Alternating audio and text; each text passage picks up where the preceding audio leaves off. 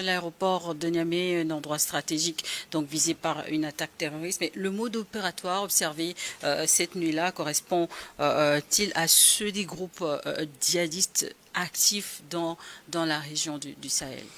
Disons que d'après les premières observations, plusieurs sources proches de l'enquête et même du dossier disent qu'en réalité, les djihadistes connaissaient très bien l'aéroport, puisqu'ils sont venus avec un plan bien détaillé et que c'est des gens qui connaissent très bien, qui savaient très bien où ils allaient et ce qu'ils voulaient faire.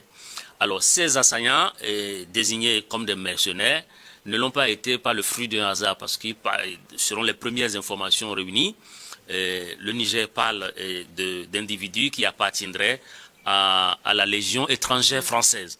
Donc il y a cet indice-là qu'il faut prendre en compte.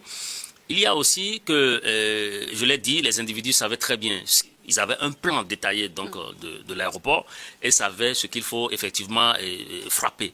Donc en présence, il faut dire que l'aéroport de Niamey quand même actuellement sont stockés là-bas quand même du yellow cake. On a environ 1000 tonnes de yellow cake qui sont bien protégés, mais dans des conteneurs et évidemment sur des camions.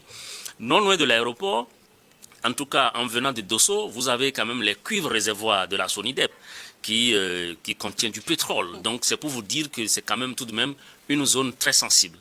L'objectif recherché principalement par les assaillants ici, c'est de pouvoir détruire les drones de l'armée de l'air, parce que aujourd'hui, si les pays de l'AES connaissent un succès ou génèrent des résultats de l'impact positif en matière de la lutte antiterroriste, c'est grâce notamment aux drones.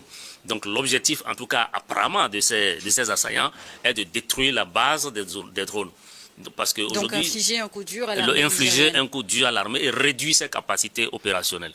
Je pense essentiellement que c'est ça. Et puis évidemment, tout en détruisant ces aéronefs, ces drones, s'ils arrivent à toucher justement et à faire exploser des conteneurs de l'uranium, du yellow cake, vous voyez un peu l'uranium qui est, voilà, la radioactivité qui pourrait en découler. Donc je pense qu'il faut féliciter les forces nigériennes avec leurs partenaires russes qui ont pu promptement réagir.